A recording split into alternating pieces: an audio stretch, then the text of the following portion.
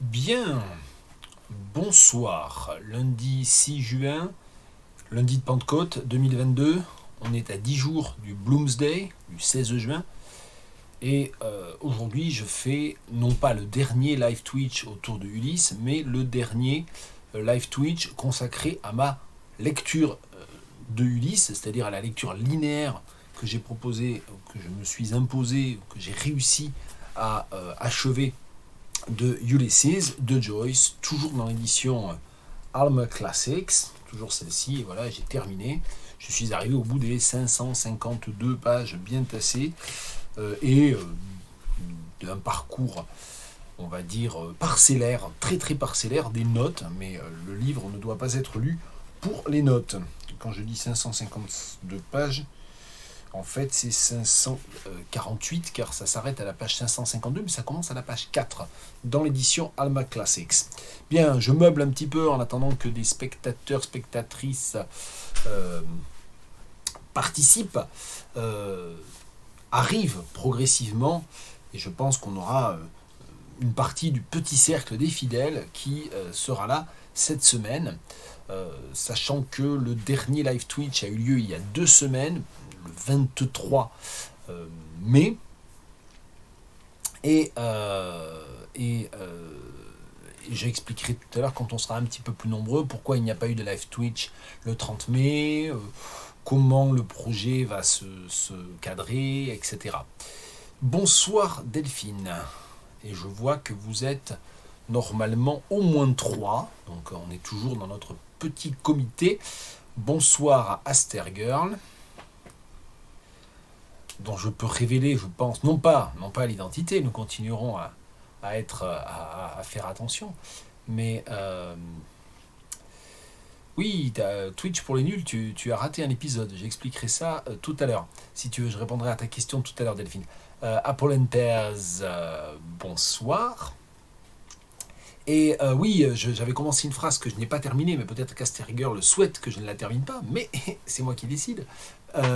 Oui, Astergirl qui a révélé que notre amitié aurait pu en fait ne pas tenir, ne pas survivre à ce projet Ulysses, parce que évidemment, je rappelle, hein, c'est normal de ne pas avoir suivi tous les épisodes, mais Astergirl fait partie des gens qui ont acheté Ulysses quand j'ai lancé ce projet-là, dans une édition malheureusement écrite trop petit, et c'est à elle que j'ai fait un cadeau extrêmement précieux d'un exemplaire de Ulysses qui appartenait à ma mère et qui était complètement démantibulé, qui tombait en morceaux, et qui avait, je crois, été acheté 10 pence il y a 30 ans dans une charity.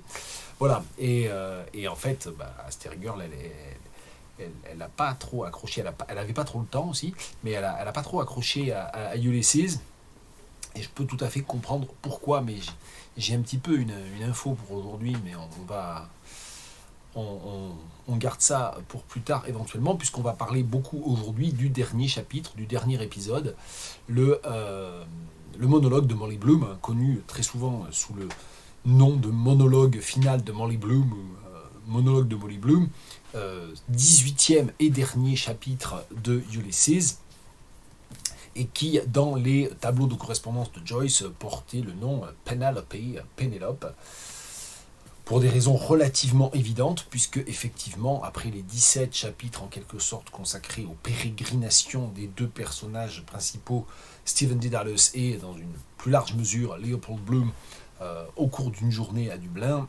effectivement, c'est la femme de Leopold Bloom qui a le dernier mot, sauf qu'effectivement elle vient de passer une bonne partie de son après-midi à tromper son mari, donc c'est une Pénélope un peu paradoxale.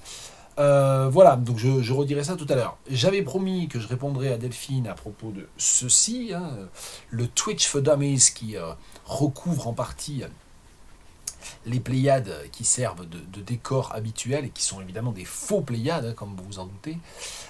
C'est un décor, hein, ce sont, comme dirait Brassens, la bibliothèque en faux bois, faux bouquins achetés au poids.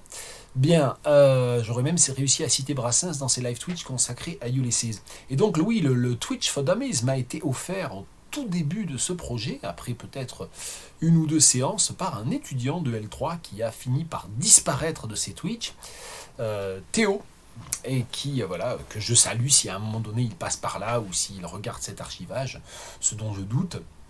Mais il m'avait offert le Twitch for Dummies et j'ai eu tellement de choses à faire depuis début février, depuis 4 mois maintenant qu'a commencé ce projet, que j'ai eu le temps de lire Ulysses, j'ai eu le temps de faire plein d'autres choses, mais je n'ai pas vraiment ouvert mon Twitch for Dummies. Mais c'est pour dire que, bien entendu, les livres en particulier, mais on va dire tous les objets culturels sont des cadeaux qui s'inscrivent dans la durée. Ce livre m'a été offert il y a maintenant 4 mois, mais ça n'est pas parce que je ne l'ai pas vraiment ouvert encore que ça ne viendra pas. Je compte y jeter un œil un petit peu plus approfondi cet été afin d'éventuellement utiliser plus intelligemment, de manière plus approfondie, en utilisant plus de fonctionnalités de Twitch l'année prochaine, parce que, je le rappelle, je l'avais dit lors de la dernière séance il y a 2 semaines, on va pas continuer pendant des semaines et des semaines, et à coup sûr pas pendant des années, les Twitch consacrés à Ulysses, mais j'ai bien envie de continuer, c'est de changer, enfin de changer de sujet, de changer de changer de thématique, mais de continuer des Twitch un peu littéraires ou linguistiques. On en reparlera au fur et à mesure. Bonsoir à Jacques. Et je pense qu'on va pouvoir commencer. En fait, on a déjà commencé, puisque j'ai commencé à répondre à une partie de vos questions. Alors, puisque je parlais du cadre, le cadre autour de moi, avec les faux Pléiades, bien sûr, hein, ce ne sont pas du tout des vraies Pléiades, c'est très très bien imité, mais ce n'est pas du tout des vraies Pléiades, bien sûr. Tiens, j'ai attrapé le théâtre complet de Marivaux. Il y a de la poussière dessus aussi, accessoirement, j'ai le réflexe de l'enlever. On est vraiment en live. Qu'est-ce que je voulais dire je voulais dire un truc et je me suis coupé. Ah oui, le cadre, puisqu'on parlait du cadre, je fais la plupart de mes vidéos, je range mon bureau également ici, parce que c'est dans le bureau bibliothèque de ma maison à Tours.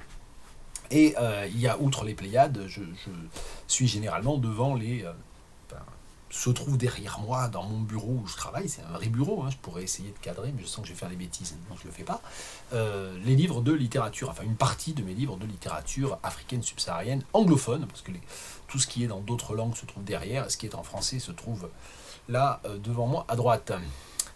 Et le Pléiade Petit Ours Brun, comme dans une certaine vidéo de sinistre mémoire. Bien, on sait de quoi on parle. Qu'est-ce que je voulais dire ? On va parler quand même d'Ulysse. Alors, pour avoir...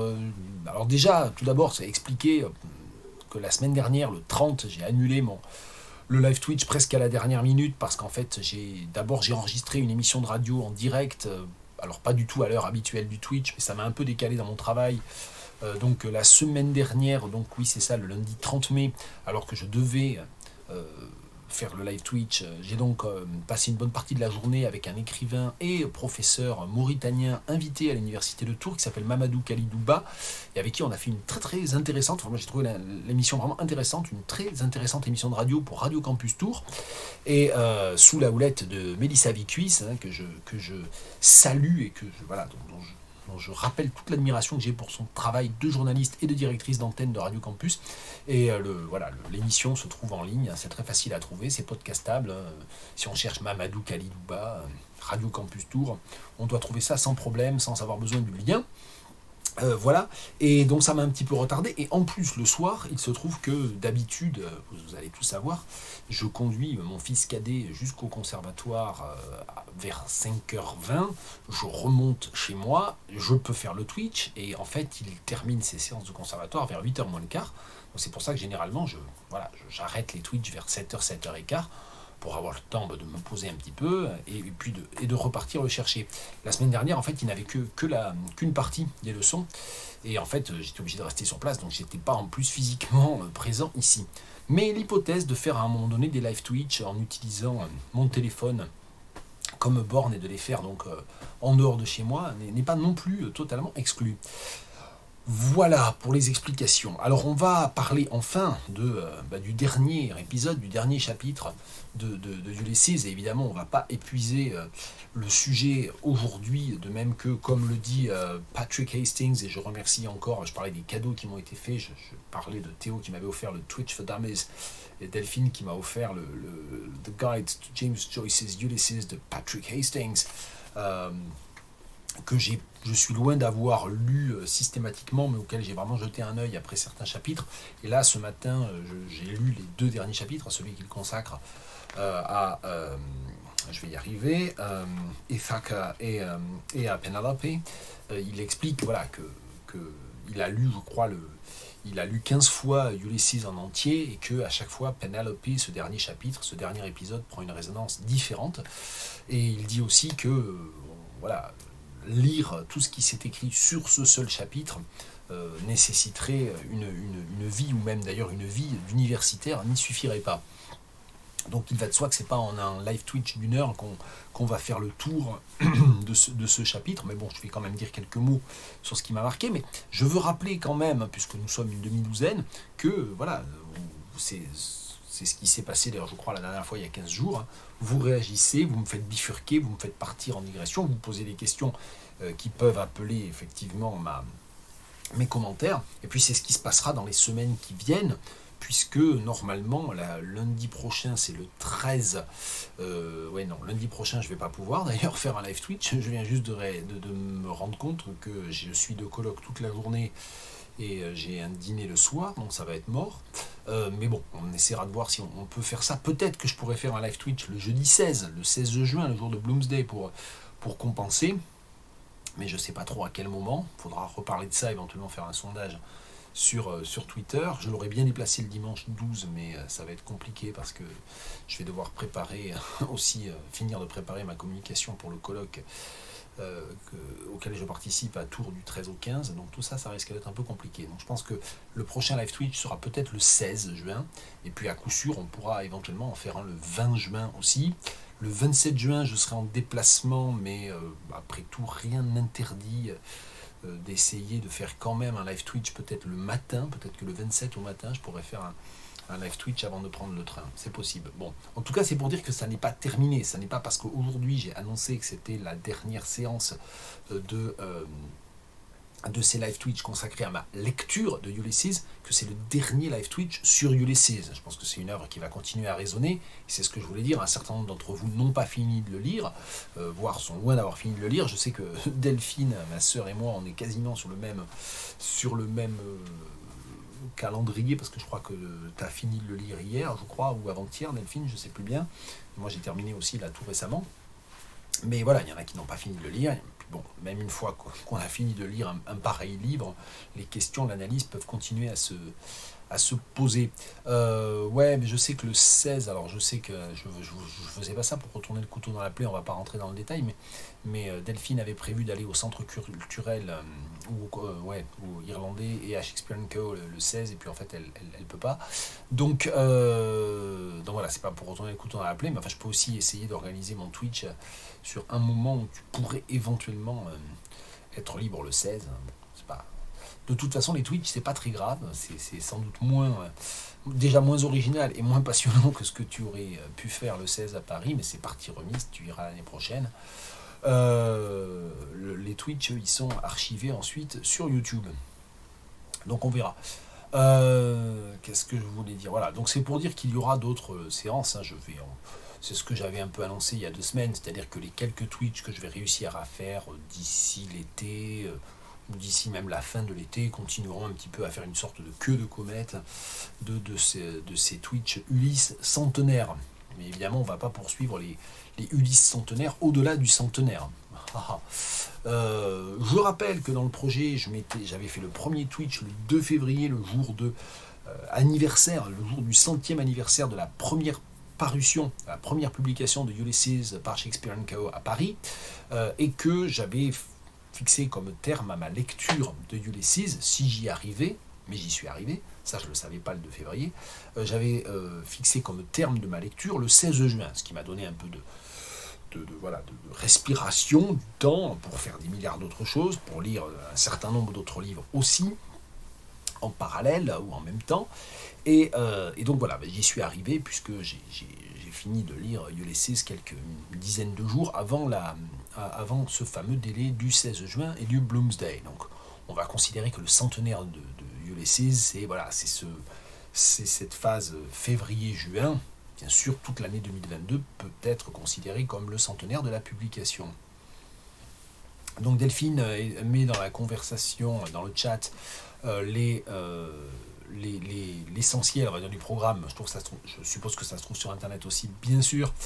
Et c'est également disponible sur Zoom. Ok, voilà. Donc pour les Parisiens, à Tours, il va y avoir rien du tout, je crois. À un moment donné, j'avais un petit espoir que quelque chose se fasse, mais je dois avouer que j'ai un peu laissé mes collègues irlandisants, ils sont quand même 3 ou 4, essayer de faire quelque chose. Puis je crois qu'en fait, ils vont tous aller à Paris. Donc il n'y aura rien à Tours, à Paris ou à Dublin pour les plus chanceux.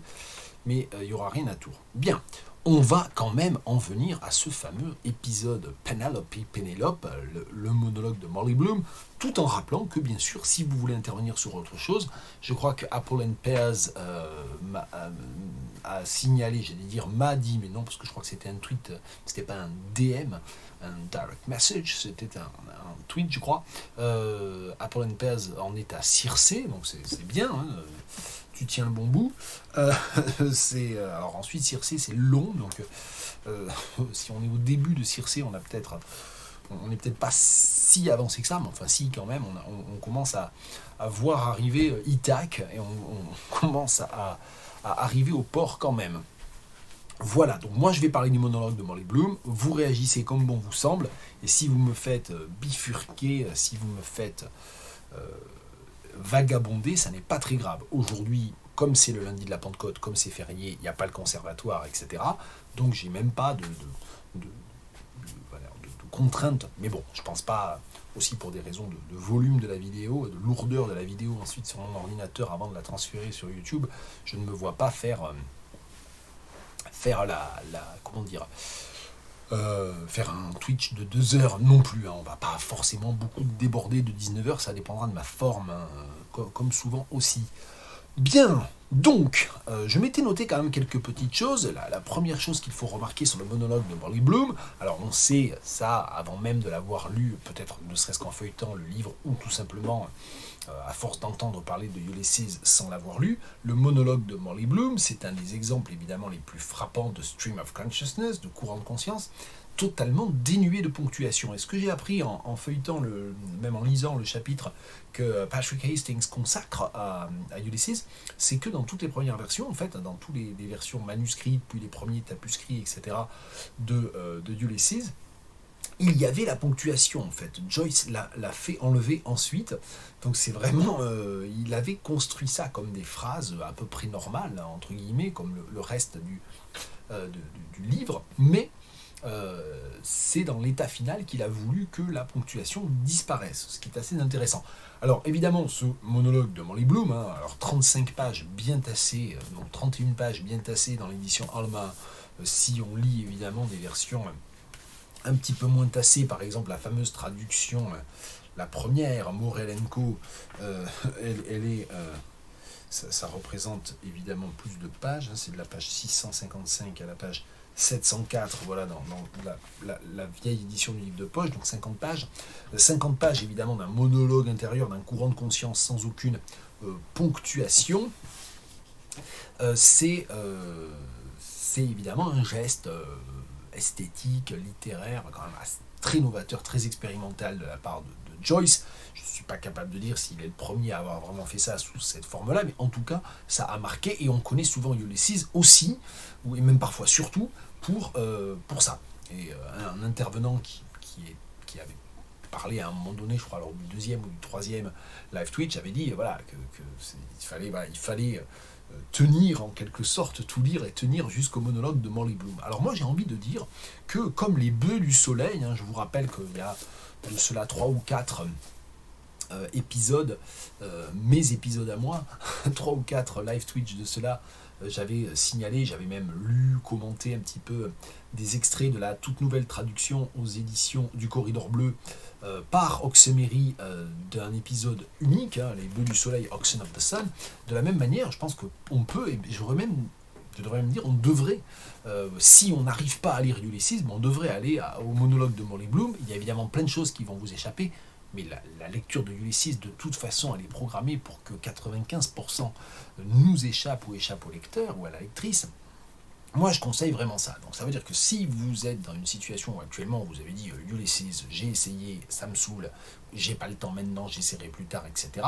Dites-vous que Ulysses, ça demande évidemment des dizaines et des dizaines d'heures de lecture. Le monologue de Molly Bloom, ça demande 3-4 heures de lecture. Je vais d'ailleurs y revenir, ça se lit pas facilement, mais c'est quand même rewarding, je sais pas comment le dire. C'est voilà, c'est vraiment un vrai bonheur de lecture, ce qui n'est pas si souvent que ça le cas dans Ulysses. Moi je trouve, j'ai eu l'occasion de m'exprimer dessus à ce sujet. Voilà, mais c'est ce que tu as fait.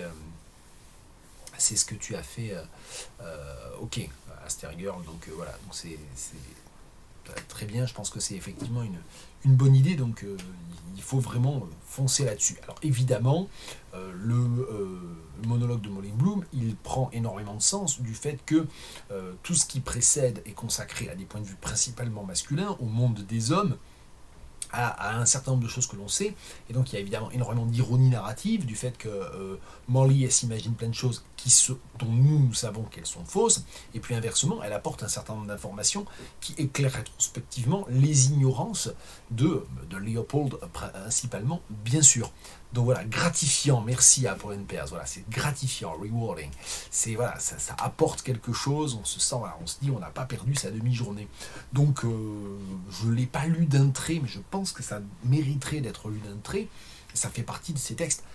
Et c'est ça aussi qui est intéressant, moi je trouve, dans ce monologue de Molly Bloom, en termes d'histoire littéraire, en termes de lecture pure, en termes de lecture d'un texte littéraire, comme ça, indépendamment de toute autre considération, c'est très intéressant comme lecture, c'est une lecture vraiment gratifiante, voilà, je vais continuer à utiliser ce terme, et puis d'un point de vue de l'histoire littéraire, c'est un jalon essentiel qui a donné lieu à un certain nombre de textes qui sont très importants pour moi, et dont j'ai pu parler déjà ailleurs que dans ces live Twitch, mais aussi dans ces live Twitch. J'ai parlé à un moment donné de Lobo Antunes, qui est un écrivain qui compte énormément pour moi.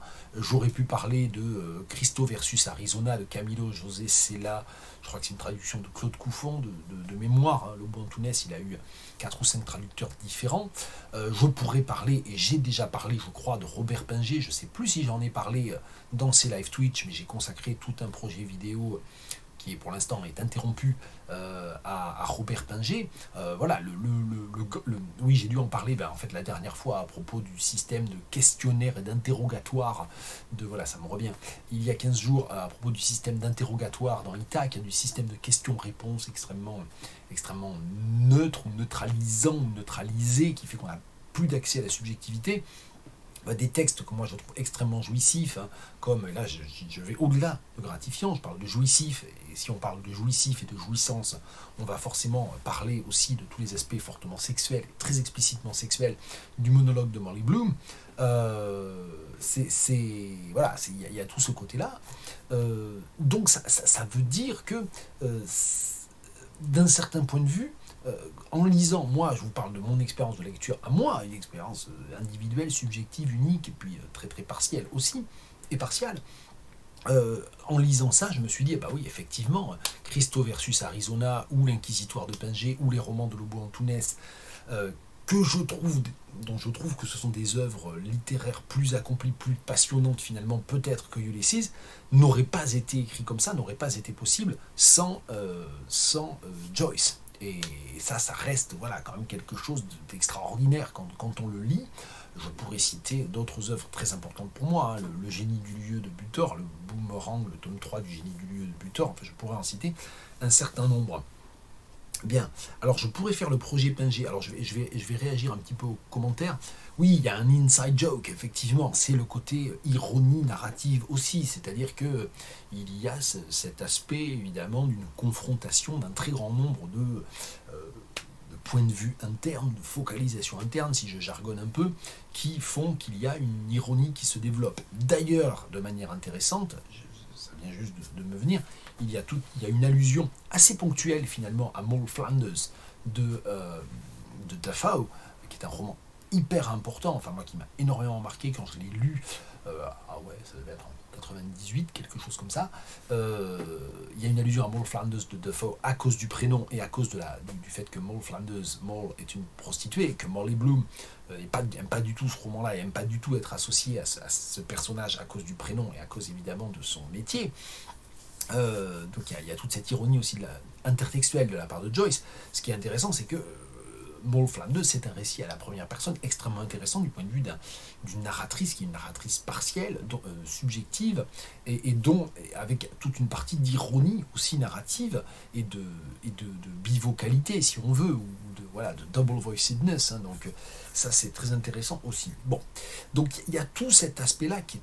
Donc si on ne lit que le monologue de Molly Bloom, on rate un certain nombre d'aspects, mais on a quand même tout le reste. C'est-à-dire déjà singulièrement l'expérience de lecture de ce courant de conscience sous forme d'une sorte de bloc homogène, sans ponctuation, etc.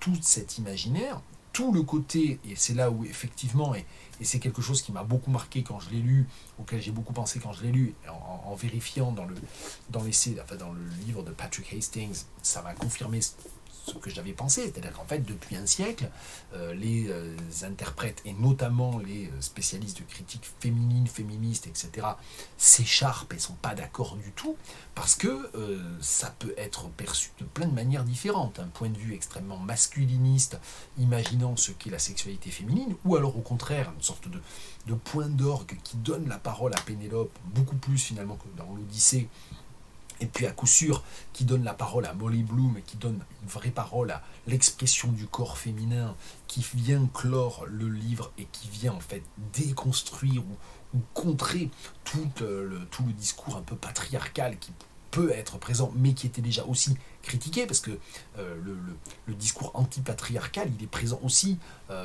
beaucoup avec la figure de Stephen Dedalus, dans la foulée, bien sûr, du Portrait of the Artist as a Young Man. Donc il y a tout ce côté-là. Et donc effectivement, c'est ça qui est très intéressant aussi, je pense qu'on ne peut pas donner raison à ceux qui disent que que c'est évidemment uniformément sexiste ou masculiniste, et puis c'est pas possible non plus de dire que, comme apparemment certains critiques l'ont dit, que c'est un des premiers grands textes d'écriture féminine. C'est écrit par Joyce, quoi. Voilà, donc on peut pas non plus totalement évacuer cette question-là aussi. Donc voilà, donc il y a tout cet aspect-là. Donc moi vraiment, je vous conseille de fast forward. Voilà, si on n'arrive pas à lire Ulysses, on se lance et on va voir directement le monologue de Molly Bloom, Penelope. Un autre point qui m'amuse un petit peu, enfin c'est vraiment complètement lié au côté coïncidentel, comme on dit, coïncident, je sais pas comment on dit, concomitant, aléatoire de ces Twitch, c'est que je parle aujourd'hui de ce dernier chapitre de Ulysses, et aujourd'hui nous sommes le lundi de Pentecôte. Or, il y a deux allusions en fait, de références très explicites et très importantes au lundi de Pentecôte dans ce dernier chapitre. Whitsuntide, donc c'est Whit Monday, c'est-à-dire le lundi de Pentecôte, qui est donc présent. Et alors c'est très amusant parce qu'en plus, alors ça devient relativement comique, parce qu'aujourd'hui nous sommes le lundi. C'est comique pour moi parce que je suis un peu braqué sur ces questions arithmétiques, de dates, de calendrier, etc. Donc l'ironie, moi, va m'amuser, puis vous allez vous demander de quoi je parle. Mais aujourd'hui, nous sommes le 6 juin 2022. Alors c'est une date un peu particulière pour moi, parce que alors c'est le débarquement de Normandie, c'est tout ce qu'on veut. C'est le 17e anniversaire de mon blog Touraine Sereine, qui est un peu en perdition, qui est en dormition, à savoir que j'avais essayé de le relancer en début d'année, puis bon, je publie des trucs de temps en temps, mais j'ai pas du tout réussi à tenir le rythme quotidien, je m'y suis pas tenu. Enfin, c'est un blog qui n'est pas complètement interrompu, puis qui est pas, de toute façon, qui est encore actif au sens où il est librement lisible publiquement sur le web. C'est donc le 17e anniversaire de mon blog, j'avais écrit la première note le 6 juin 2005, donc il y a ce côté-là, et puis on est le lundi de Pentecôte, et ce qui est là encore plus amusant par rapport à Ulysses, c'est qu'on est donc dans un texte, le monologue de Molly Bloom, qui parle du lundi de Pentecôte en 1904, je rappelle, tout le monde sait ça maintenant, que Ulysses se passe sur une seule journée, le 16 juin, lapsus intéressant, le 16 juin 1904, le lundi de Pentecôte en 1904 tombait le lundi 23 mai. Et donc, le lundi 23 mai, vous me voyez venir, c'était la date de notre dernier live Twitch. Donc il y a un côté assez amusant, moi je trouve, au fait que voilà, je vous parle aujourd'hui du dernier chapitre de Ulysses, dans lequel il est question à deux reprises, je vais y revenir, du lundi de Pentecôte, du Whit Monday, et je vous parle de ça 14 jours après le 23 mai, qui était la date du lundi de Pentecôte en 1904, et le jour même du lundi de Pentecôte en 2022. Donc tout ça est assez rigolo. Si on continue dans les allusions un petit peu, dans les coïncidences spatio-temporelles, donc ça c'était temporel, il y a une coïncidence un peu spatiale qui est que, je ne m'en cache pas, j'habite à Tours, j'enregistre ces lives depuis la ville de Tours, depuis la Touraine. Le blog dont je parlais, qui fête son 17e anniversaire aujourd'hui, sans moi, mais enfin bon, c'est pas grave, il vit sa vie, s'appelle Touraine Sereine, et il y a dans ce fameux chapitre de Morley Bloom une allusion à l'ère célèbre des Huguenots de Meyerbeer. Alors je veux juste faire une parenthèse, contrairement à Delphine, moi je ne connais pas le tiers du quart du 8e des airs, des chansons, des opéras dont il est question dans le livre, et qui sont pour beaucoup quand même des airs tombés dans l'oubli, ou peu connus, ou connus uniquement de personnes très au courant. En revanche, les Huguenots de Meyerbeer, je connais, j'avais écouté ça il y a fort longtemps d'ailleurs, je crois même que j'en ai un enregistrement. Et donc il y a dedans cet air si beau, un très bel air qui est sous le beau ciel de la Touraine, je ne sais plus comment ça s'appelle, bon, un truc comme ça, sous le beau ciel de la Touraine. Et c'est rigolo parce que cet air est cité dans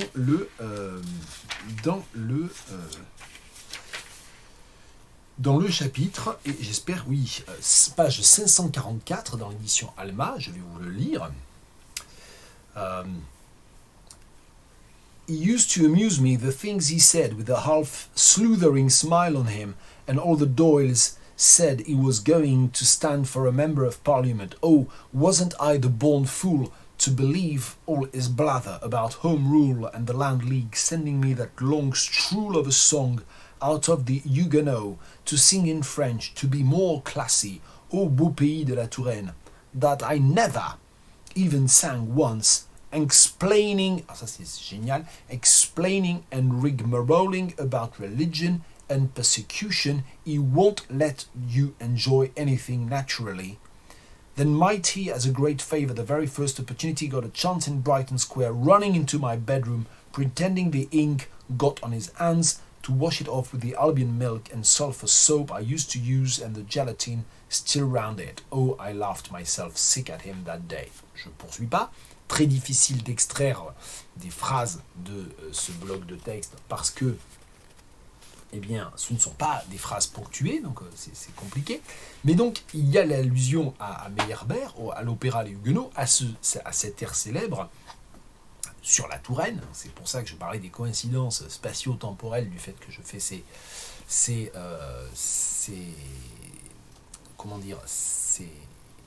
vidéos depuis Tours. Oui, effectivement, le calendrier correspond du point de vue des jours, Delphine. Entre 1904 et 2022, les jours tombent sur les mêmes jours de la semaine. Donc lundi 23 mai, jeudi 16 juin, etc. Donc voilà, donc ça c'est amusant. Alors en revanche, Pentecôte tombe pas du tout au même moment, puisque Pâques était beaucoup plus tôt en 1904 qu'en 2022.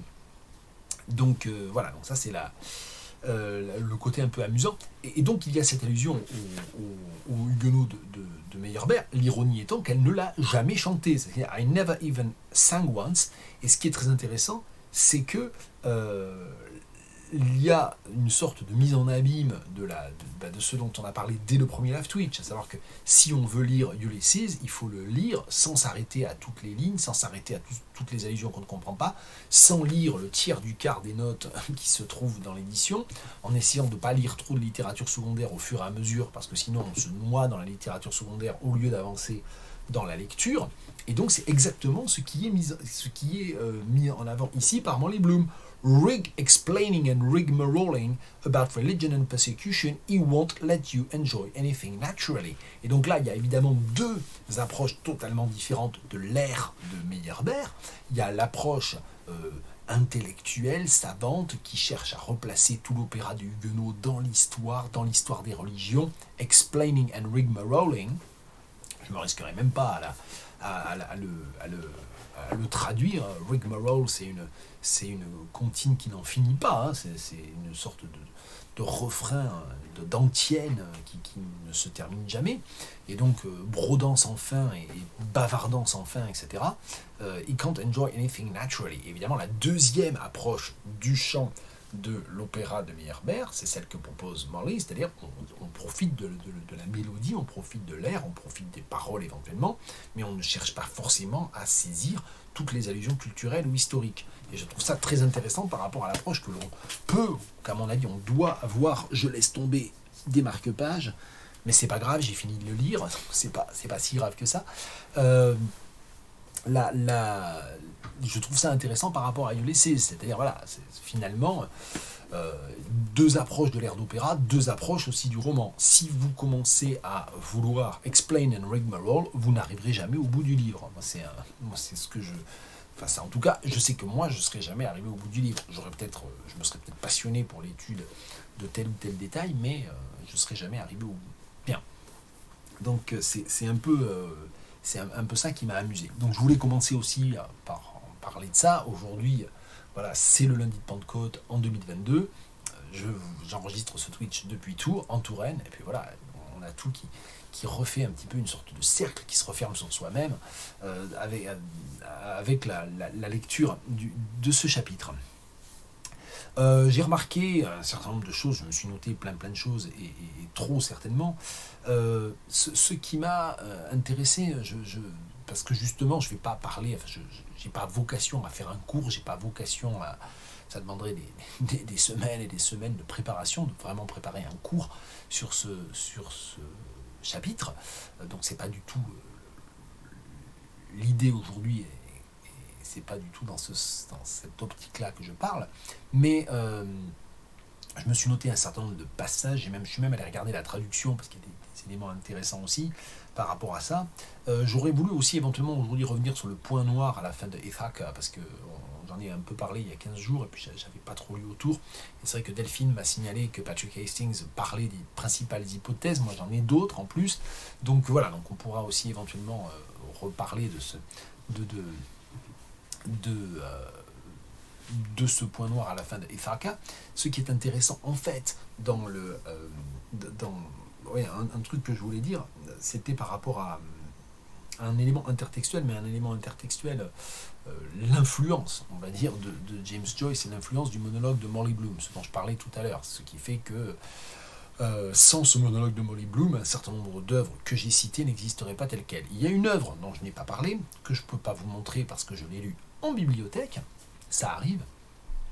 J'en ai posté la couverture, les deux couvertures, la couverture du texte original et la couverture de la VF il y a quelques minutes peut-être avant de lancer le live Twitch sur Twitter. C'est Dark's Newberry Report de Lucy Allman. Et je vais peut-être quand même écrire la référence parce que c'est un peu... Ça me fera ralentir en plus. Alors le problème c'est que je m'installe de manière à être mieux installé pour faire le live Twitch en mettant mon ordinateur portable sur un support un peu qui rend pas très pratique l'utilisation du clavier, on va dire ça comme ça. Et Dark's Newberry Report de Lucy Allman, c'est un roman très récent, je crois qu'il est sorti en 2020, je pense, il faudrait vérifier. Et la traduction française par Christophe Claro, dit Claro, immense traducteur. Suivez-le sur Twitter, vraiment, et puis renseignez-vous sur ses traductions notamment. La traduction française par Claro est sortie l'an dernier au Seuil, je crois, Les Lyonnes. Alors je ne vous explique pas pourquoi il a changé de titre, c'est pas un cours, j'ai pas vocation à parler de Lucy Allman aujourd'hui, mais ce qui m'intéresse, c'est que Lucy Allman, ce livre, Dark's Newberry Report, c'est une sorte de gigantesque courant de conscience d'une seule femme, c'est une femme au foyer, une mère de famille, et ça fait 1000 pages, c'est long, ça doit être à peu près 50% plus long que Ulysses, c'est vraiment un très très gros livre, et c'est tout son courant de conscience, et c'est tout ce qui lui passe par la tête. Et vraiment, il y a absolument tout, les moindres détails, les moindres... Donc, et c'est, dans mon souvenir, il aurait fallu vérifier, mais il y a très peu de ponctuation, en tout cas, il n'y a pas de points, ni de majuscules, je crois, il doit y avoir des virgules, des choses comme ça, mais au moins sur les parties qui sont son courant de conscience, parce qu'il y a quelques chapitres très courts qui interrompent de loin en loin ce courant de conscience et qui sont l'histoire d'une c'est pas des lionnes, c'est des cougars en fait, et Et en fait, ce qui est intéressant, c'est que même sans savoir ce que je vais vous dire juste après, c'est un texte qui, de toute évidence, doit énormément à toute cette prose expérimentale du courant de conscience, narrative, etc. Et donc, effectivement, on pense à Joyce. Ce que je ne savais pas, mais c'est en discutant avec mon libraire, genre 2 ou 3 mois après avoir lu Dirk's Newburyport, et en discutant donc avec lui, je lui dis, tiens, t'as lu ça? Parce que j'ai vu qu'il avait la traduction française de Claro, évidemment, sur les présentoirs. Il me dit, bon, il avait juste jeté un œil, il n'avait pas lu, mais il me dit, c'est quand même intéressant quand on sait d'où elle vient, etc. Je lui dis, non, je ne sais pas du tout, je ne sais absolument pas qui est Lucy Hellman. Et en fait, j'avais même pas fait tilt avec le nom de famille. C'est qu'en fait, Lucy Hellman, c'est la fille du grand biographe de Joyce, Richard Hellman. Et en fait, c'est quelqu'un qui a baigné dans Joyce, sans doute dès son plus jeune âge, parce qu'elle avait son père, qui était un des plus grands Joyciens au monde, l'auteur de la grande biographie qui fait encore autorité sur Joyce. Et donc, c'est pas du tout. Enfin voilà, elle est devenue écrivaine, et qu'est-ce qu'elle écrit? Un livre qui est une sorte. Alors, ça, à de nombreux égards, ça n'a rien à voir avec le monologue de Molly Bloom, mais ça doit énormément à la structuration mentale et stylistique du monologue de Molly Bloom. Donc voilà, des éléments qui sont des éléments vraiment importants aussi dans la manière dont ce texte s'inscrit, si j'essaie de le cadrer, dont ce texte s'inscrit et dont le dernier chapitre notamment s'inscrit dans l'histoire littéraire contemporaine. Si on en vient à ce que j'annonçais, c'est-à-dire des éléments textuels qui ont retenu mon attention dans ce chapitre, il y en a un certain nombre, on pourrait commencer d'ailleurs, non pas par les premiers que j'ai soulignés, parce que j'ai souligné beaucoup de choses, et peut-être que si l'aventure, on est un peu en panne de questions pour les séances suivantes, je pourrais aussi reprendre ça lors des séances suivantes. Je vais peut-être commencer par un passage qui se trouve à la page 537 dans l'édition Alma. Et donc c'est à peu près au milieu du chapitre, si ça vous donne des références. Si vous voulez regarder en même temps sur, je vais le remettre le lien, si vous voulez regarder en même temps sur le texte en ligne sur une seule page, que je trouve pratique quand même, c'est vrai que le texte du Joyce Project, il est vachement bien parce qu'il y a tous les liens hypertextuels, mais si on veut faire une recherche sur l'ensemble du texte de Ulysses sur une seule page, le texte de Gutenberg, il est quand même vraiment pratique. Donc si vous voulez juste aller rechercher ça sur Gutenberg, allez-y. C'est le passage dans lequel, donc page 537 dans l'édition Alma, dans lequel Molly Bloom parle de son nom, c'est-à-dire de son nom de femme mariée, de son second nom. Et là, j'ai eu la curiosité d'aller voir la traduction Morel, que je vais vous lire. Merci. Alors merci pour le lien. Là, je ne peux pas le regarder tout en faisant le Twitch, mais je regarderai ça après. Merci. Je lis ça, c'est au milieu de la page 537.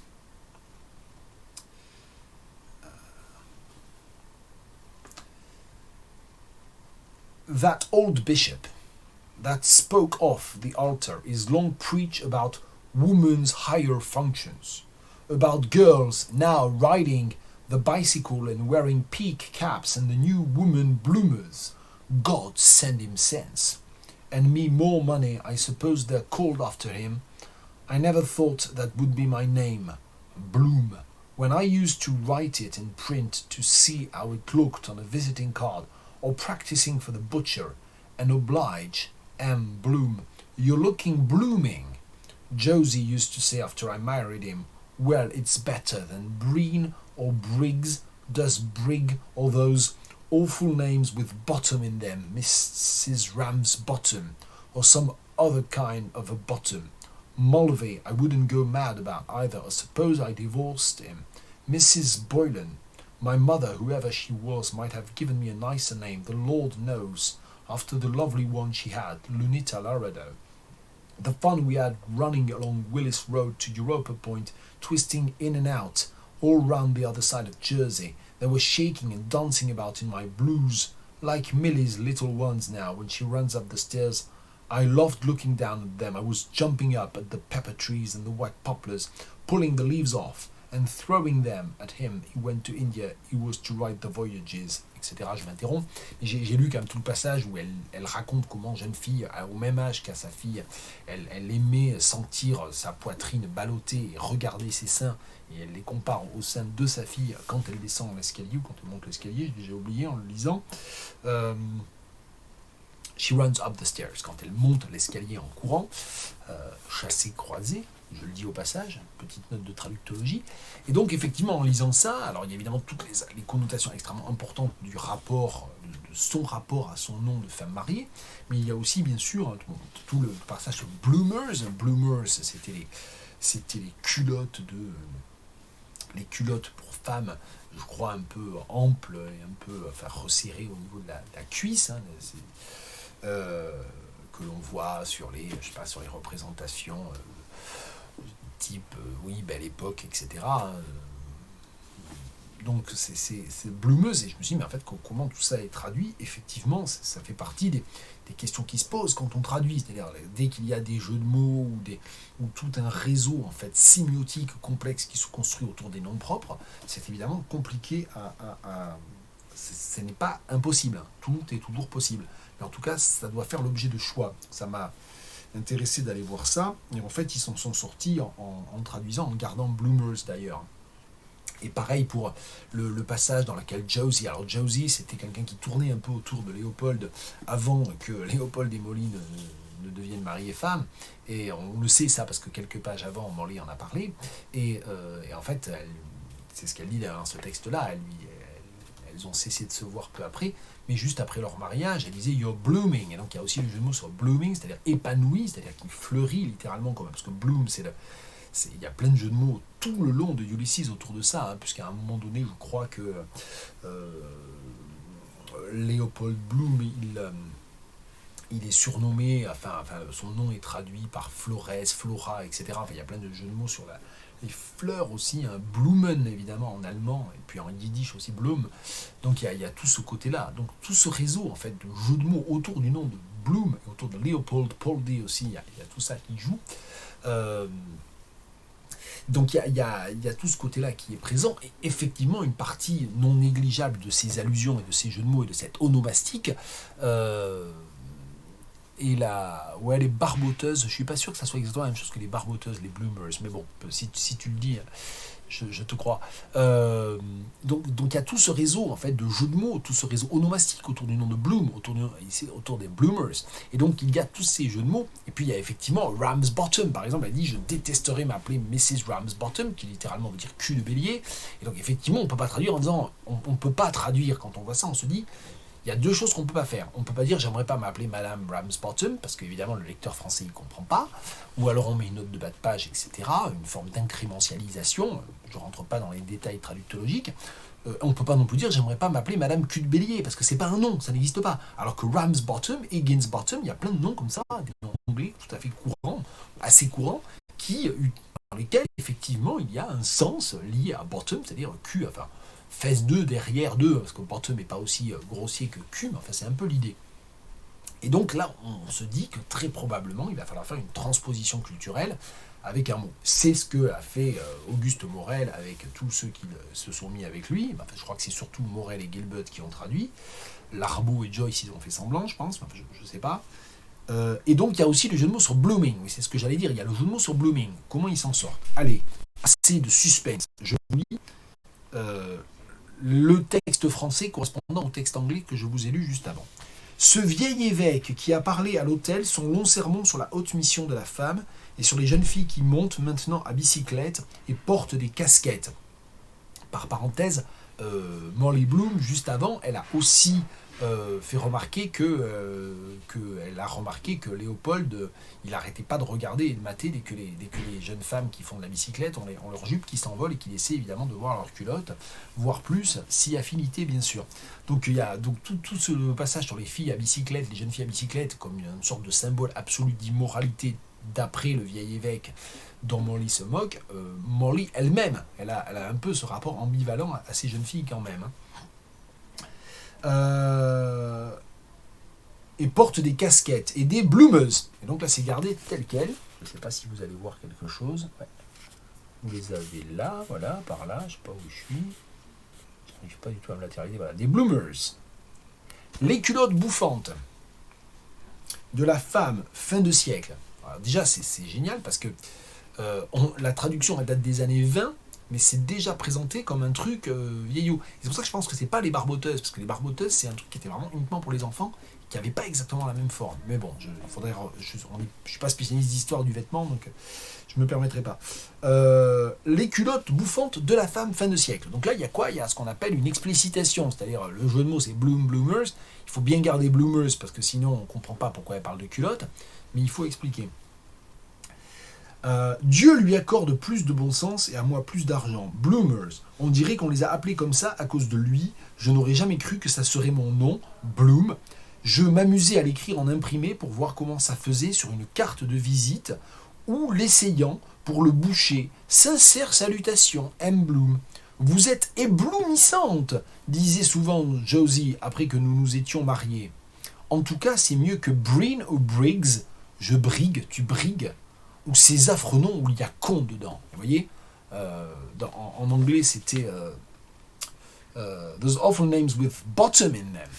Donc là, évidemment, avec Q ou derrière dedans. Il n'y a pas de nom avec Q ou derrière en français, donc qu'est-ce qu'on fait? Ces affreux noms où il y a con dedans, Madame Connard, ou n'importe quel autre con. Mulvey, je n'en aurais pas été folle non plus, ou supposons que je divorce, Madame Boylan, ma mère avait beau être ce qu'elle était, elle aurait pu me donner un plus joli nom. Dieu sait, elle qui en avait un ravissant, Lumita Laredo. Comme nous nous sommes amusés à courir tout du long de Willis Road jusqu'à la pointe d'Europe, faisant tous les tours et détours de l'autre côté de Jersey, il se secouait et dansait dans ma blouse.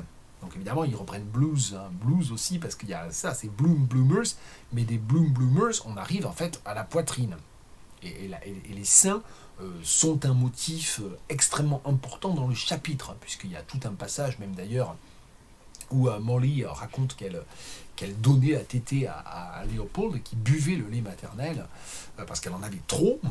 Donc voilà, ça fait partie des innombrables éléments sexuels assez frappants quand même du monologue intérieur. Il secouait et dansait dans ma blouse, comme les petits de Mélie maintenant, quand elle monte l'escalier en courant. Le chassé-croisé, il est dedans. Quand elle monte l'escalier en courant, j'aimais bien baisser les yeux sur eux, je sautais après les poivriers et les peupliers blancs, j'arrachais les feuilles et je les lui jetais. Il est parti pour l'Inde, il devait écrire les voyages. Et je me suis arrêté là, je crois, dans le texte anglais aussi. Donc voilà, donc il y a tout ce côté autour de l'onomastique, et donc là on a dans ce passage-là une reprise, un prolongement de toute la série de jeux de mots autour de Bloom, Leopold, Polday. Parmi les choses qui m'ont frappé en le lisant, elle fait un jeu de mots, enfin, ou en tout cas on se rappelle que, on se rappelle pas, parce que c'est pas grave, on s'en fout. Donc il y a le passage où elle parle de Moll Flanders, c'est au bas de la page 533 dans l'édition Alma. Je m'étais noté un truc elle fait un jeu de mots sur le nom du romancier français populaire à l'époque et totalement oublié depuis, Paul de Kock. C'est à la page 39. I wonder what kind is that book. C'est au bas de la page 539. I wonder what kind is that book he brought me, Sweets of Sin. C'est un roman vaguement érotique ou gentiment pornographique. Je crois que c'est présenté comme ça dans les notes. Il parle de ce livre-là que Léopold a acheté bien plus tôt dans le roman, au début de l'après-midi. He brought me Sweets of Sin by a gentleman of fashion, some other Mr. de Kock. I suppose the people gave him that nickname going about with his tube from one woman to another. Et donc, en fait, elle s'imagine que Paul de Kock, dont c'était, je crois, le vrai nom, j'avoue que je n'ai pas vérifié, elle s'imagine que Paul de Kock, c'est un surnom, parce qu'évidemment, pour elle, Kock, c'est la bite, d'où le going about with his tube from one woman to another. J'ai pas cherché la traduction en français, donc je vais pas le traduire. Je vais pas le chercher, pardon, dans la traduction. Encore que ça pourrait être rigolo quand même de voir comment ils se sont sortis de cette histoire de Kock quand même. Ah oui, je l'ai trouvé. Je me demande quelle espèce de livre il m'a apporté les douceurs du péché par un homme du monde, un autre Monsieur de Kock. Je pense que les gens l'avaient surnommé ainsi parce qu'il allait d'une femme à l'autre avec son conduit. Je comprends pas comment. Là, pour le coup, autant sur le passage précédent, ils avaient bien travaillé avec Ramsbottom, Connard, etc. Autant là, je ne vois pas très bien ce qu'on peut comprendre.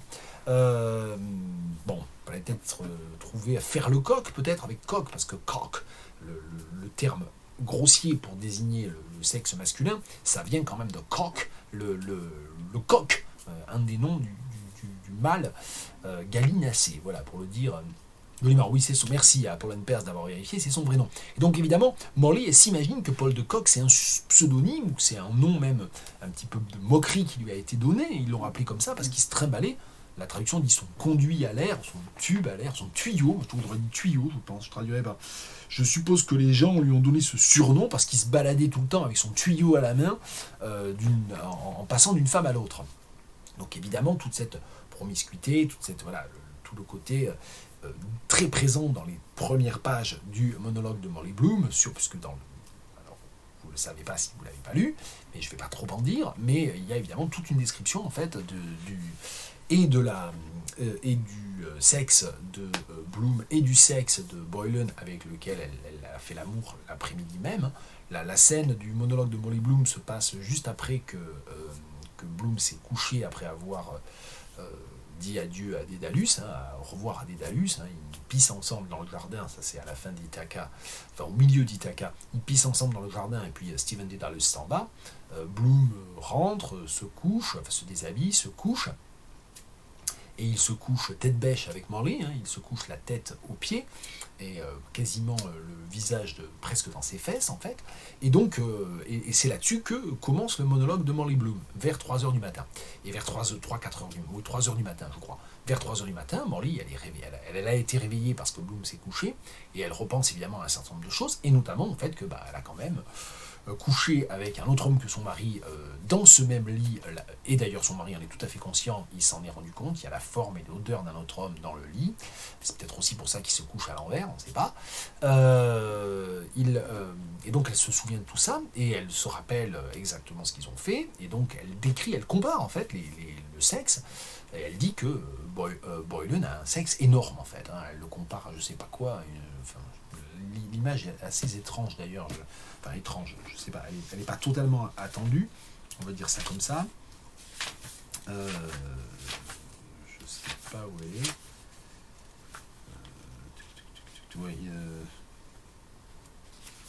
Non, je l'ai pas là. Je sais plus où c'est. J'aurais dû le noter. Bon, je vais le retrouver avec le texte anglais déjà. Mais voilà, donc, et elle a parlé de leur. Elle compare aussi leur décharge, c'est-à-dire la quantité de sperme qu'ils sont capables de balancer, avec le terme spunk, et ça fait partie en fait de mes hypothèses, qui est que le fameux point noir, le fameux gros dot à la fin d'Ithaca, qui sépare en quelque sorte, qui est le point final du point de vue de Bloom, ça c'est une des hypothèses proposées par Hastings et qui est relativement évidente. Je pense que c'est le punct aussi, c'est le spunk. Ça pourrait être aussi en fait une image intersémiotique, interlinguistique de la décharge en fait séminale du sperme. Et donc, c'est quoi que je vais rechercher ça. A thick crowbar. Voilà, elle compare ça à crowbar, donc à je sais même plus comment c'est une pince monseigneur, non, je sais même plus ce que c'est. Bon. He must have come 3 or 4 times with that tremendous big red brute of a thing he has, avec cette espèce d'énormité de choses absolument énormes et brutales qui se trimballent entre les jambes. I thought the vein, or whatever the Dickens they call it, was going to burst. Et donc là c'est pareil, whatever the Dickens, ça n'a rien à voir avec Charles Dickens, c'est une manière de ne pas dire what the devil, d'éviter de dire le nom du diable, et donc évidemment Dickens, ça suggère Dick aussi, donc il y a tout ce réseau lié évidemment au terme désignant le sexe. Et donc, still he hasn't such a tremendous amount of spunk in him, donc il a une énorme tub, mais il n'y a pas beaucoup de sperme qui en sort, ou il n'y en a pas tant que ça. Et un peu plus tard, elle dit I don't know, Poldy has more spunk in him. Donc, Poldy, c'est Léopold. Quand Léopold décharge, il y en a plus. Bon. Et d'ailleurs, elle se réjouit du fait que Boylan en ait moins, parce que pied de biche, merci. Ouais, elle compare quand même le sexe de son amant à un pied de biche, la trick crowbar that he has. Voilà, donc oui, c'est vrai, crowbar, oui, je suis bête, oui, parce que c'est c'est une métonymie en fait. Hein, il y a deux images convoquant deux animaux différents. Peu importe, peu importe. Je ne retrouvais pas, merci Delphine. Donc voilà, donc il y a tout ce... et merci à Jacques, j'avais pas vu ton commentaire non plus, et Delphine avait mis Big Red Root of a Thing. En plus il est rouge, hein, voilà, ça, elle a quand même eu le temps de bien le regarder en action, visiblement. Donc voilà, donc c'est pour dire, alors, juste par parenthèse pour parler de ça, on comprend quand même, en lisant, on l'avait compris avec la scène de la masturbation sur la plage, on l'avait compris avec un certain nombre d'autres scènes. Circé se passe entièrement avec des espèces de fantasmagorie totale, se passe quand même dans un bordel. On comprend très bien, pardon, et avec ce seul dernier chapitre, pourquoi le livre a été censuré, interdit, et pourquoi il a fallu plus de 10 ans pour qu'un jugement aux États-Unis, notamment, vienne lever la censure, l'interdiction du livre, et en permettre la publication de manière extrêmement contrôlée quand même, je tiens à le signaler. Donc voilà, je ne sais plus pourquoi je parlais de ça. Je sais plus pourquoi je parlais de ça du tout. Mais oui, à cause de Paul de Kock. Donc voilà, donc elle s'imagine effectivement que c'est un surnom.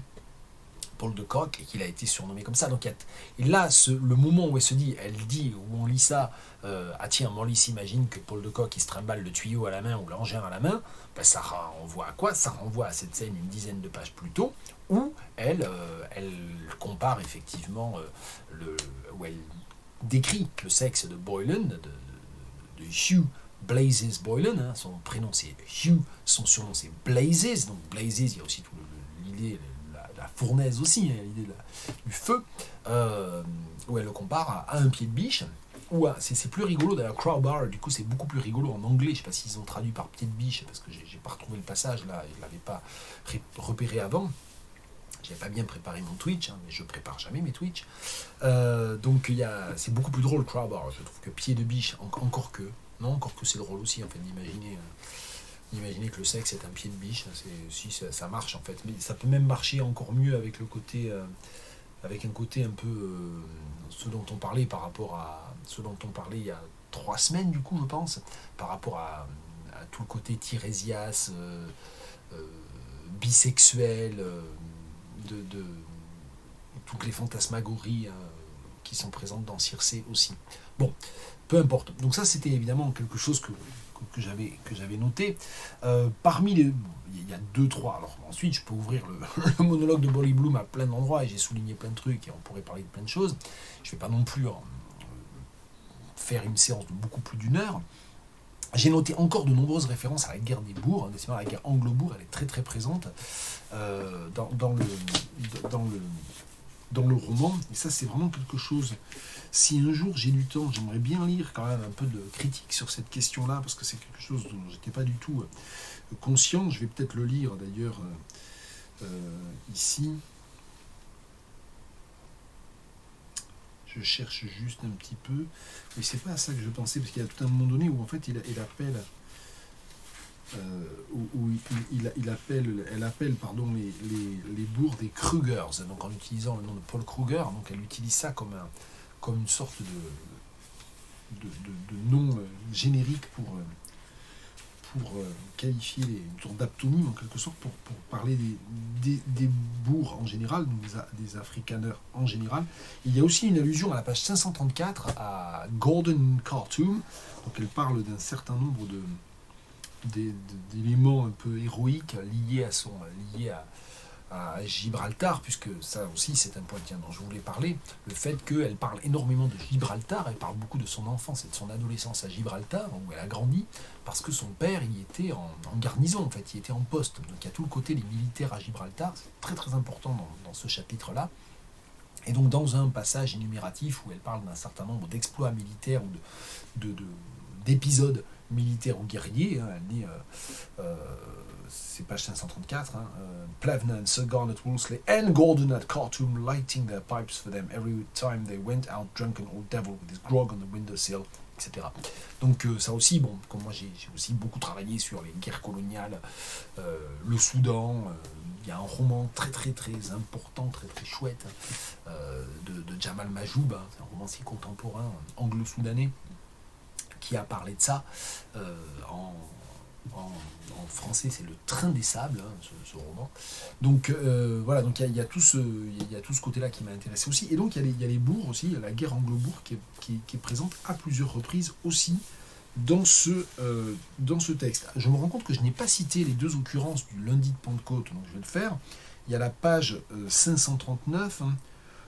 Whit Monday is a cursed day too. No wonder that the bee bit him better, the seaside. But I'd never again in his life get into a boat with him. Et donc là, on a le lundi de Pentecôte, 1904, où il a été piqué par une abeille. C'est une scène dont il a déjà été question au chapitre 4 ou 5, je ne sais plus très bien, vers le tout début de la journée, hein, quand Leopold Bloom sort de chez lui. Donc il y a ça, Whit Monday is a cursed day. Donc le lundi de Pentecôte est un jour maudit. Donc j'espère que c'est pas vrai, parce que c'est aujourd'hui. Et puis, il me semble, et page 543. Ça c'est aussi quelque chose que je n'ai pas dit. Je vais essayer de le montrer, mais c'est pareil, c'est par là, voilà, il est quelque part par là. Je continue à pas savoir où mettre mon doigt. Je ne sais pas si c'est si c'est une très bonne phrase vu tout le contexte du monologue de Molly Bloom. C'est San Antonio, mets ton doigt où j'ai mon doigt. Oui, c'est ce que je voulais montrer, c'était qu'on a quand même un retour de ligne. Hein, vous voyez qu'il y a des paragraphes, et c'est ce que Patrick Hastings appelle des phrases. Donc, il considère que le dernier chapitre de Ulysses est constitué de 8 phrases. En fait, ce sont des 8 paragraphes, sans aucune ponctuation, avec cette espèce de courant de conscience complet. Et c'est donc ça que Patrick Hastings appelle des phrases. Je ne suis pas absolument sûr que ce soit des phrases d'ailleurs, parce que les ruptures ne sont pas tellement plus nettes. Les ruptures, elles sont là parce qu'elles sont visuelles, parce qu'il y a un retour à la ligne, il y a des blocs de paragraphes, donc on a soudainement quand même un tout petit espace blanc pour respirer. Mais sinon, ça n'est pas plus des phrases que ça pourrait couper ailleurs aussi. Peu importe. Les liens sont plus thématiques, mais je pense que d'un point de vue même purement linguistique, c'est embarrassant. Linguistique et même narratif, c'est un peu embarrassant d'appeler ça des phrases. Ce sont des parties, oui, ce sont des paragraphes, ils correspondent à des thématiques. Je pense qu'il faut se contenter peut-être d'un vocabulaire un peu typographique éventuellement, mais visuel, mais phrase, ça connote déjà autre chose, et je ne suis pas absolument sûr de suivre Hastings là-dessus, peu importe. Donc c'est pour dire, voilà, c'est au tout début de la 7e, je crois, phrase. Hein. Who knows, is there anything the matter with my insides, or have I something growing in me getting that thing like that every week? When was it last? Donc elle parle évidemment de ses règles aussi, hein, et de son cycle. When was it last? Whit Monday, yes, it's only about 3 weeks I ought to go to the doctor, only it would be like before I married him, when I had that white thing coming from me, et donc là elle parle de perte blanche, voilà, bon. Donc il y a tout ce côté-là, et donc là elle reparle du lundi de Pentecôte, donc il y a ces deux allusions au lundi de Pentecôte. Il y a un point au milieu, monsieur, ben non, il n'y a pas de point au milieu. Moi, il n'y a pas de point au milieu dans mon édition. Alors, c'est peut-être mon édition qui est fautive. Alors, c'est intéressant parce qu'à Hastings, il dit qu'il y a beaucoup d'éditions qui n'ont pas le point à la toute fin de Ithaca, mais la Alma classique, celle-là. Vous voyez, il est là, je ne sais pas le montrer, une fois de plus, voilà, il est là. Where, et j'avais marqué Stern, et puis j'avais marqué Doughty aussi, ça vient de ma lecture de Molly Bloom, parce qu'il y a le mari, je crois, de Josie, justement, la fille qui tournait autour de Leopold Bloom. Elle s'éloigne du ménage une fois que, évidemment, Bloom est marié avec Molly, et elle épouse quelqu'un dont Molly dit « that doughty husband of hers ». Et j'ai trouvé doughty, ça veut dire qui est pas bien dans sa tête, hein, qui est un peu gaga, gaga, je pense, doughty. Voilà, et finalement c'est a dot aussi, hein, le point noir c'est a dot. Et donc moi dans mon édition, il y a bien ce point noir à la fin de Ithaca, mais il n'y a pas de point entre ceux que Hastings appelle des sentences, mais c'est peut-être mon édition qui est fautive. Je regarde, il y a juste un point à la toute fin, juste avant les 3 lieux et la date. J'arrive pas du tout à tourner mon truc du bon côté. Vous voyez, je fais le fameux yes. Où est-ce que c'est? Est-ce que vous voyez là? Je vois même pas ce que je fais. I will yes. Point. Trieste, Zurich, Paris. 1914, 1921. Bien, donc voilà, donc il y a ces références au lundi de Pentecôte, j'en avais parlé tout à l'heure, mais je n'avais pas cité les extraits. Ok, bon, donc voilà, donc il y a plein d'autres choses que je me suis notées. Ah ben voilà, tiens, ben d'ailleurs la traduction de Leopold Bloom dans une autre langue, il est présent à Don Poldo de la Flora. C'est elle-même qui fait ce jeu de mots et qui le rebaptise avec un espagnol, je pense, un peu macaronique. Hein. So well he may sleep inside, the great suggester Don Poldo de la Flora. If he knew how he came out on the cards this morning, he'd have something to sigh. Page 548. Parce qu'aussi, elle tire les cartes, elle tire le tarot aussi. Hein. Il y en a un au milieu, d'accord, ok. Et alors, ce truc, donc on fait ça en live. Il y a un point au milieu de... alors évidemment, c'est à la fin du... Ah oui, exact, après HPET. Je l'ai trouvé, page 535, merci. Donc ça veut dire à ce moment-là qu'il y a deux phrases. Hein.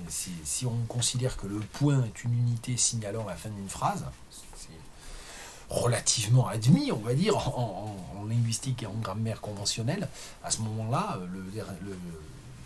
si effectivement il y a uniquement ces deux points, celui après HPET et celui après yes, à ce moment-là, il y a deux phrases, pas 8. Donc j'en reste quand même sur mon idée qu'on a ces 8 unités, ces 8 blocs de texte sans aucune ponctuation, avec un point à la fin avec un point à la fin de 2 des 8.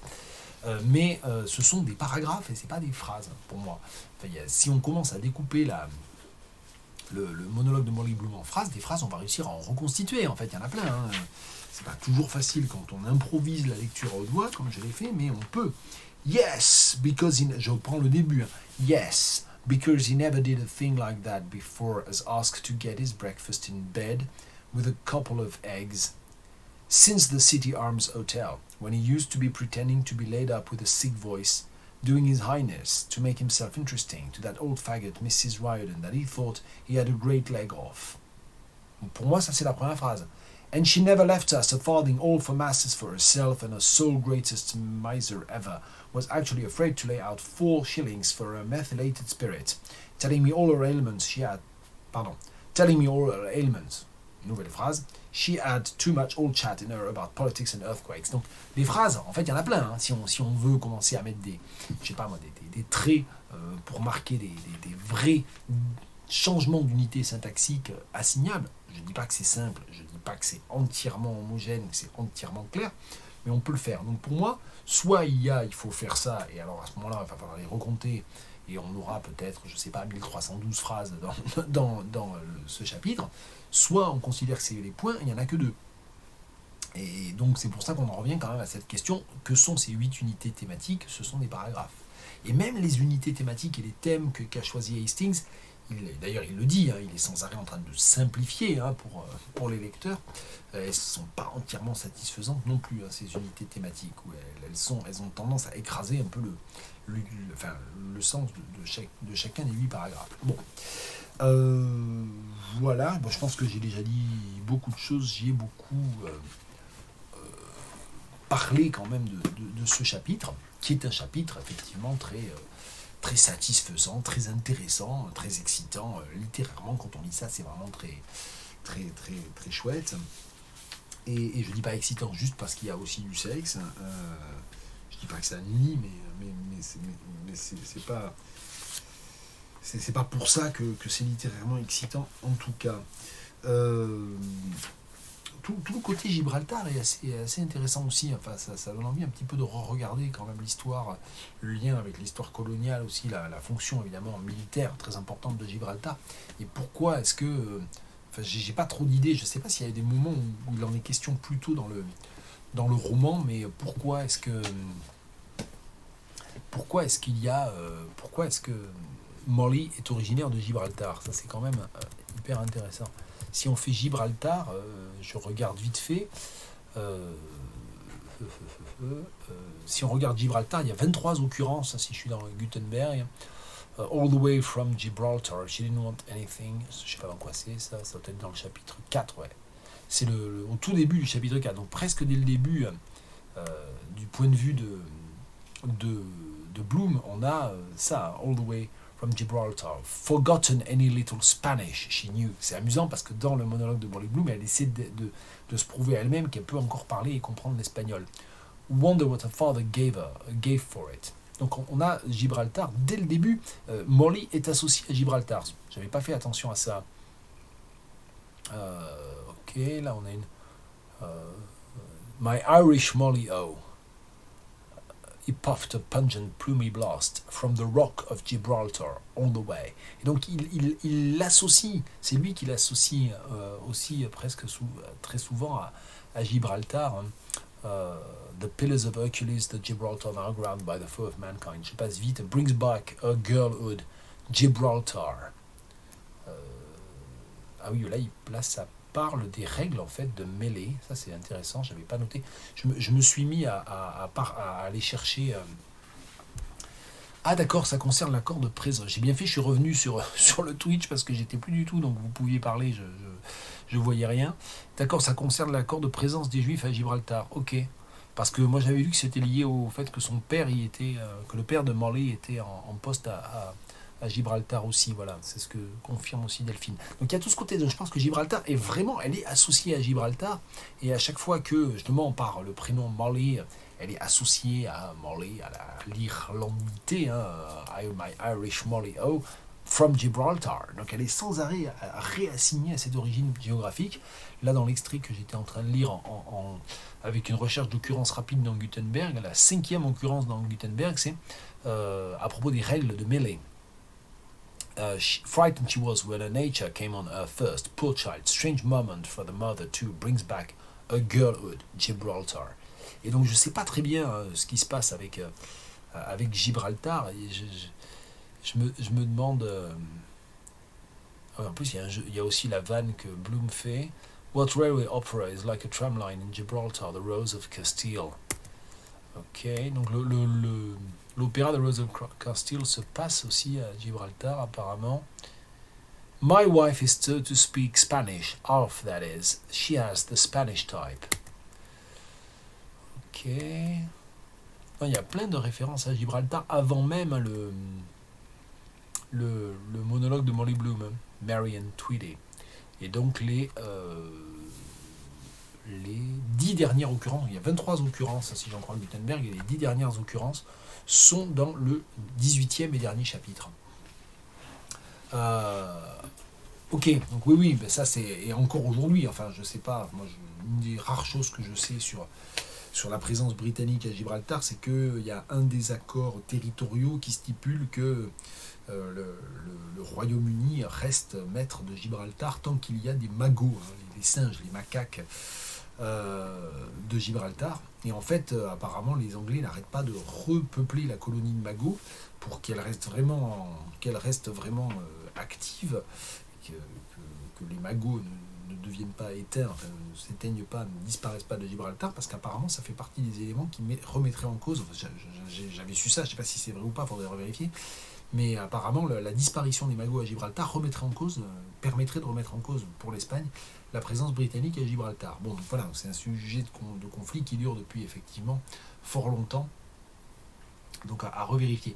Alors c'est vrai que moi je m'étais demandé dans quelle mesure il n'y a pas aussi quand même aussi tout le côté, je ne sais pas quelle est l'étymologie, j'ai pas fait ces recherches là, mais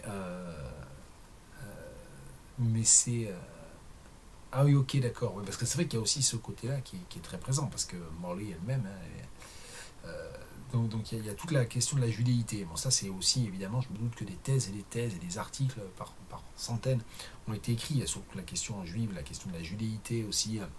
Dans Ulysses, j'en avais parlé lors d'un des tout premiers live Twitch à propos des éléments de langage antisémite, mais qui sont totalement déconstruits ou qui sont attribués à certains personnages et pas au point de vue principal. Je me suis demandé quelle était l'étymologie de Gibraltar. Ce qui moi me frappe un petit peu, c'est qu'il y a, et Joyce procède comme ça, pas par étymologie fantaisiste, parce qu'il était très philologue et très rigoureux et et très savant, mais il fonctionne aussi par par les allusions sonores. Et donc il y a Djibril Altar, l'hôtel de Gabriel, donc comme il y a tout ce lien avec Mary and Tweety le côté enfantement, tout le lien aussi à l'Immaculée Conception, etc. Enfin, tout ça, c'est quand même des choses qui sont très présentes dans le roman. Je m'étais demandé s'il n'y avait pas un lien aussi avec ça. Le Rock of Gibraltar, c'est aussi une sorte de... C'est l'autel de Gabriel, c'est-à-dire c'est la Vierge Marie, c'est l'Immaculée Conception, mais c'est aussi le Rock, c'est donc aussi c'est aussi bien sûr le ventre rebondi. Donc il y a tout ce côté-là qui est présent aussi, je pense. Donc ça serait à creuser. Je disais, voilà, je ne me le suis pas noté au fur et à mesure, mais il y a un certain nombre de questions comme ça, que même la lecture rapide des notes, évidemment, qui n'ont pas pour fonction, elles éclairent, elles permettent de s'épargner une recherche sur Google, en fait, les notes, c'est pas autre chose, elles ne proposent pas d'analyse, mais que ni la lecture des notes, ni même de deux, trois choses que j'ai pu voir vite fait sur le Joyce Project ou dans le livre de Patrick Hastings, à toutes ces choses-là, sont effectivement... il y a des points comme ça sur lesquels j'aimerais lire plus. C'est-à-dire, pourquoi Gibraltar, ici? Pourquoi... quel est le rapport avec la guerre anglo-bourre? Quel est l'intérêt ici aussi? Enfin, pourquoi il y a cette... Alors, c'est effectivement parce que en 1904, la guerre vient juste d'avoir lieu et que à plusieurs reprises, c'est de manière très réaliste lié au fait que des Dublinois sont allés au combat, voire n'en sont pas revenus, ils sont morts, hein, donc il y a évidemment tout ce côté-là. Mais voilà, j'aimerais un peu pousser, surtout, entre autres, sur ces questions-là. Merci beaucoup à Asterias 666, The Number of the Beast, pour le rapport Gibraltar, la montagne de Tariq. Donc c'est de l'arabe, c'est ça, Gibraltariq, c'est ça? Ok, bon. Donc c'est pas du tout ce que je disais, bien sûr, mais bon, il y a quand même ce côté altar, d'autant que quand même, je rappelle, hein, c'est la première phrase aussi, hein, ça c'est, le mot altar, il est quand même vachement important, d'autant que c'est un des tout premiers, c'est la 4e phrase du roman, hein, Introibo ad altare Dei, hein, je ferai mon entrée, je me présenterai devant l'autel de Dieu, hein, donc il y a tout ce côté-là aussi. Oui, il y a énormément. Alors j'essaie de répondre aux différents commentaires. Donc Delphine, Joyce, il maîtrisait un très grand nombre de langues et il maîtrisait beaucoup évidemment de langues populaires, grossières. Il y a beaucoup de jeux de mots avec l'italien aussi. Il y a beaucoup de choses dans lesquelles il joue avec l'italien. Alors il a été à Trieste pendant de nombreuses années, ça aide. Mais il est aussi resté à Paris. Donc bien sûr qu'il joue énormément avec des formes d'argot, il y a beaucoup de jeux translinguistiques, plurilingues sur l'argot. Et sur alors c'est vrai que moi je connais très très très mal toutes ces questions liées à la présence des Juifs en Angleterre, et évidemment le fait qu'ils ont été chassés d'Angleterre à un moment donné.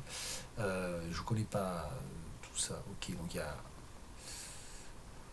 Tariq mena les premières invasions berbères de l'Espagne en 711. Ok, très bien. Oui, bah Morley.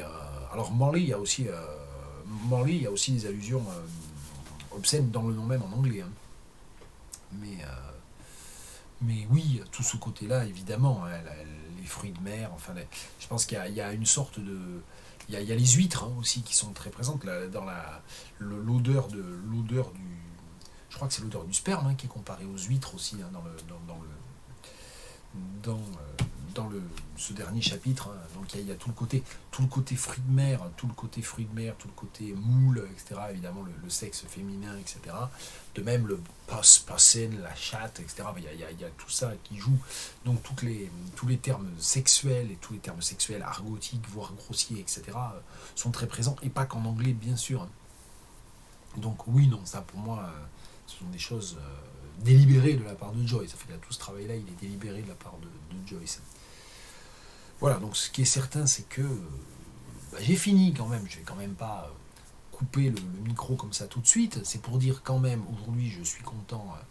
Je crois que voilà, d'avoir fini de lire Ulysses. Ça y est, j'ai lu Ulysses en entier. Je dirais pas qu'il y a pas quelques épisodes que j'ai lus un peu en diagonale, mais je l'ai dit clairement au moment où on en a parlé lors des différents live Twitch. Il y a certains chapitres que j'ai lus un peu en diagonale. du fait que le dernier chapitre, le monologue de Molly Bloom, il est très prenant. Je l'ai vraiment lu et pas en diagonale, et pour le coup, il prend du temps à lire. C'est-à-dire que ça fait 30 pages dans l'édition Alma, mais ça prend facilement 4 heures quand même à lire. Moi, j'ai vraiment pris le temps, voilà, j'ai lu sérieusement, sans survoler, sans aller trop vite, en prenant vraiment le temps, en prenant le temps d'avoir du plaisir à le lire aussi. Et donc en faisant aussi, c'est ce qu'appelle évidemment le texte sans ponctuation, c'est-à-dire qu'on se trompe, on revient en arrière, on est sans arrêt en train de refaire les coupures ou de remettre les coupures là où elles sont censées être, à défaut de le mettre avec des coups de crayon dans le texte. Merci, bonne soirée Delphine, salut. Voilà, donc je suis content d'être arrivé au bout de Ulysses, d'avoir réussi grâce au live Twitch, grâce à vous. Je pense que sans le live Twitch, sans cette espèce de contrainte que je m'étais fixée moi-même, et pour lesquelles il y avait quand même voilà, les happy few qui sont là ici. Oui, moi j'ai mis 4 mois à peu près, et voilà, et en lisant d'autres trucs en parallèle, en faisant des milliards de choses en parallèle, bien sûr. Donc voilà, donc je suis content d'être arrivé au bout de Ulysses. C'est pas tout à fait la fin des live Twitch, comme je le disais, on va continuer à faire des live Twitch autour de Ulysses, soit avec des points que je reprendrai peut-être en regardant la traduction, etc. On verra de quoi on parle, parce que comme j'aurai terminé le livre, j'aurai plus grand-chose à dire sur l'avancement de ma lecture, elle sera terminée. Mais bon, voilà, on va continuer un peu les live Twitch. Je ne sais pas combien de temps, ça dépendra un peu de ce que vous apportez. Donc ça va vraiment, c'était déjà le cas. Hein. Les live Twitch, ils n'auraient pas existé, ils n'auraient pas du tout été identiques s'ils n'avaient pas été en live et si vous n'aviez pas été là. Et très souvent, vous avez approfondi, vous m'avez apporté beaucoup de choses. Vous m'avez fait bifurquer, vous m'avez suggéré des pistes. Donc c'est vraiment aller dans une perspective vraiment collaborative. Donc on ne met pas fin ce soir au live Twitch du Ulysse Centenaire, il y en aura encore, je ne sais pas, 1 ou 2, ou peut-être 4 ou 5, je ne sais pas trop, ça dépend si on a du matériau, donc ça va un peu dépendre de vous. Ça veut dire aussi qu'il ne faut pas hésiter, alors la plupart d'entre vous sont des mutus sur Twitter, donc je pense que c'est vraiment Twitter le réseau social que nous avons en commun les uns les autres, donc il ne faut pas hésiter à m'envoyer des messages, soit carrément à mettre des messages collectifs en m'interpellant sur Twitter, des tweets publics, soit à m'envoyer des messages privés, des DM sur Twitter pour me dire tiens, ça serait bien de parler de ça, ou j'aimerais bien parler de ça, ou tiens, j'ai lu ça, ou je suis en train de lire ça, est-ce qu'on pourrait en reparler? Et puis voilà, et je reviendrai sur tel ou tel épisode, tel ou tel chapitre, et très honnêtement, sans aucune espèce d'autorité, et probablement pour un certain nombre de pages ou de passages de Ulysses, j'aurai déjà ma mémoire qui flanchera plus ou moins fortement au moment où vous m'interpellerez dessus. Voilà, en 2039, on peut faire le centenaire de Finnegan's Wake. Et je pense que d'ici là, on aura fait d'autres live Twitch sur d'autres sujets aussi. Ouais. Et donc oui, c'est tout à fait une possibilité. Et moi, j'aurai 65 ans, c'est ça. Non, je sais plus. J'arrive plus à compter. Ouais, c'est ça, 65 ans, en 2039. Donc oui, ça reste possible, tout à fait. Mais Finnegan's Wake, je ne sais pas si vraiment I will give it a go again, parce que j'en avais parlé, j'avais arrêté au bout de 50 pages, Finnegan's Wake. Et c'est évidemment un tout autre projet, parce que là, pour le coup, le sens échappe beaucoup plus, et le sens narratif notamment échappe beaucoup plus. Ulysses, on peut quand même rationaliser une narration, on peut rationaliser on peut presque simplifier des rapports psychologiques ou des événements. Not so with Finnegan's Wake, quand même. Bien. Moi, j'ai fait un peu le tour de ce que je voulais dire ce soir. Je n'ai pas reparlé des projets éventuels de quel thème je pourrais aborder dans des live Twitch futurs en 2022-2023, alors après l'été, mais c'est parce qu'on a le temps. Donc, je sais que j'avais évoqué quelques pistes là, il y a 2 semaines. Et ça, on est largement à temps d'en reparler. Bien, sur ces bonnes paroles, je vous souhaite une bonne soirée. Oui, c'est ça, 65 ans, c'est ce que j'ai dit. Je pense qu'il y a un petit décalage entre les commentaires et le moment où ils me parviennent, entre ce que moi je dis et quand vous l'entendez, parce que là, il y a eu un petit décalé entre nous. Bien, oui, voilà, on n'a pas envie. C'est dans 17 ans, voilà. 2039, c'est dans 17 ans. Chacun fait son arithmétique comme bon lui semble. Bien, bonne soirée à toutes et tous, et encore merci beaucoup vraiment d'être fidèles et de passer autant de temps avec moi.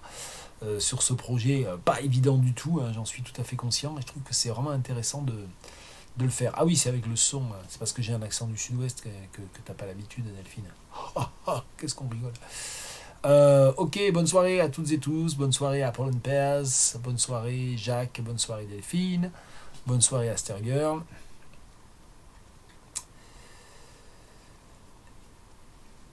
Et les autres également. Et bien on verra, pas lundi prochain, peut-être le 16. Et on verra, peut-être que je ferai, j'arrête pas de dire ça et je le fais pas tout le temps, peut-être que je ferai un sondage sur Twitter pour savoir quelle est l'heure qui convient le mieux à la majorité d'entre nous pour un petit live Twitch du Bloomsday. Voilà, le 16 juin. A plus.